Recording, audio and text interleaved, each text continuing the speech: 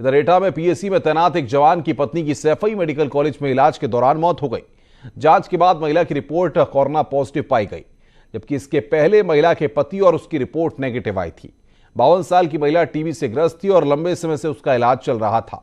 वहीं प्रशासन ने पीएसी जवान और उसके परिजनों को क्वारंटाइन करने की तैयारी शुरू कर दी है।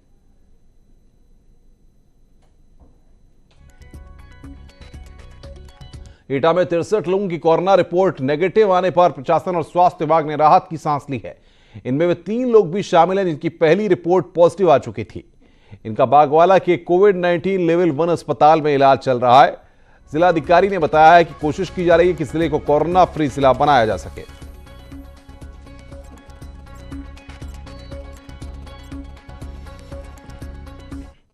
नेगेटिव है और संतोष की बात यह है कि पूर्व में जिनकी 3 जो रिपोर्टें पॉजिटिव आई थी वो तीनों की तीनों रिपोर्ट इस बार जो है नेगेटिव आई हैं।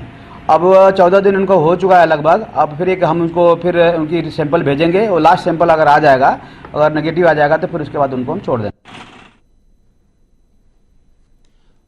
तो यहां पर स्वास्थ्य विभाग ने राहत की सांस ली है। एटा में जिस तरीके से प्रशासन काम कर रहा है, ऐसे में कोरोना मुक्त जिला बनाने की कोशिश वहां पर की जा रही है। और बातचीत करने के लिए मोहम्मद शबाब लखनऊ से हमारे साथ जुड़े हुए हैं, शरद सिद्धार्थनगर से और अरविंद फिरोजाबाद से इस वक्त हमारे साथ जुड़े हुए हैं, अंकित बांदा से हमारे साथ हैं।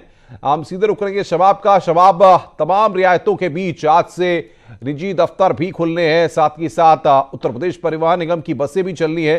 क्या सुबह की तस्वीर है?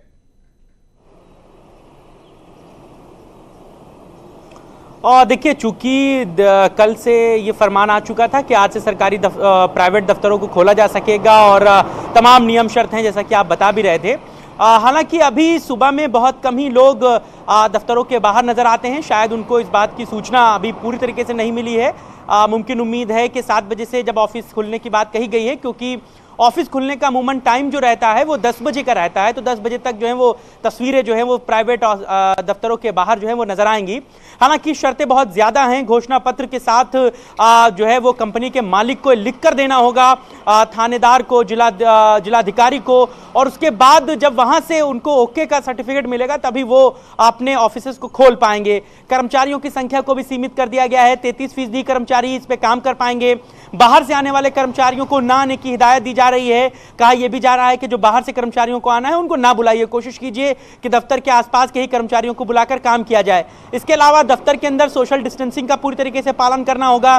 सभी जो चरणबद्ध तरीके से केंद्र की गाइडलाइन है, जो महकमे की गाइडलाइन है, उनको फॉलो करते हुए प्राइवेट जो कंपनियां हैं, जो प्राइवेट ऑफिसेज हैं, वो खोल सकेंगे।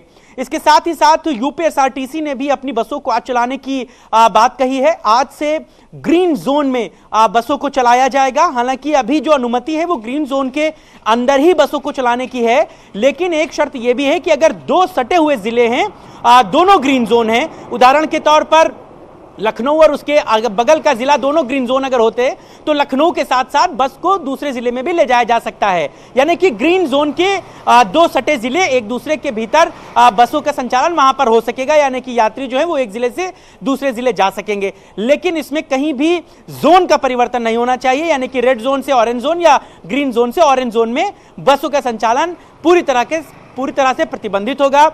बसों में भी तमाम नियम कानून हैं। हाथ सैनिटाइज होने चाहिए, बस के ड्राइवर के पास मास्क होना चाहिए, कंडक्टर के पास मास्क और ग्लव्स दोनों होने चाहिए। इसके अलावा बसों में सफर करने वाले लोग भी मास्क लगाए हों, मास्क ना हो तो अंगोछा हो उनके पास, यानी कि हर तरीके से जो गाइडलाइन है उसको फॉलो कराने की सारी गाइडलाइंस यहां पर फॉलो करनी होंगी तमाम लोगों को। अरविंद हमारे साथ फिरोजाबाद से हैं। अरविंद, वहां की तस्वीर कैसी है और तमाम जो रियायतें मिली हैं उसके बाद क्या उन गाइडलाइंस का लोग पालन कर रहे हैं? देखिए अनुपम, मैं आपको बता दूं कि फिरोजाबाद जो है वो रेड जोन में आया है और 167 यहाँ केसेस हैं। इसके बाद यहाँ किसी तरह की कोई रियायत नहीं देने की बात कही जा रही है। हालांकि लगातार कुछ क्षेत्र में जरूर उसको खुला गया है। शुकोबाद है, शुकोबाद में केसों की संख्या कम थी तो वहाँ छूट दी गई है। इसके अलावा जो देहात के इलाके हैं, जैसे जसराना है, फरिया है, कोटला है, इन क्षेत्रों में रियायत दी गई है। लेकिन फिरोजाबाद की प्रॉपर की अगर बात करें तो फिरोजाबाद प्रॉपर में किसी तरह की कोई रियायत नहीं है। जी अनुपम। बिल्कुल, अंकित हमारे साथ बांदा से हैं। अंकित, बांदा की सुबह की तस्वीर कैसी है? जी बिल्कुल अनुपम, जी आपको बताना चाहेंगे बांदा जनपद में लगातार कोरोना पॉजिटिव व्यक्तियों की संख्या बढ़ती जा रही है। जिस तरीके से जो लोग पैदल आ रहे हैं पुलिस प्रशासन की निगरानी के बगैर बांदा जनपद की सीमाओं में आके अपने घर जा रहे हैं, तो कहीं ना कहीं संख्या उसमें बढ़ रही है। अब तक कहा जाए तो बांदा मेडिकल कॉलेज 17 लोग जो कि बांदा जनपद के रहने वाले हैं, अन्य जो लोग हैं वो महोबा जनपद के 2 लोग शामिल हैं और एक व्यक्ति चित्रकूट जनपद के है। लगभग कहा जाए तो 19 लोग अभी राजकीय मेडिकल कॉलेज में आइसोलेट है, जबकि 3 लोग यहाँ से डिस्चार्ज हो चुके हैं। अगर लॉकडाउन की बात करें तो कुछ लोग लॉकडाउन का उल्लंघन कर रहे हैं, जो कि पुलिस लगातार कार्रवाइयां भी कर रही है। तस्वीरें मैं आपको दिखाना चाहूँगा, देख सकते हैं कि तस्वीरें किस तरीके से यहाँ पर रोड में तमाम कुछ लोग जो शौक के मिजाज घूम रहे हैं। हालांकि इन तस्वीरों को देख करके बयां हो रहा है कि तमाम लोग लॉकडाउन का कहीं ना कहीं उल्लंघन कर रहे हैं। पुलिस की अगर बात करें तो पुलिस के अधिकारी सुबह से ही जो सड़कों पर बिल्कुल अंकित, बहुत बहुत शुक्रिया आपका हमारे साथ जुड़ने के लिए, अरविंद आपका, और साथ ही साथ शबाब आपका भी बहुत बहुत शुक्रिया हमारे साथ जुड़ने के लिए।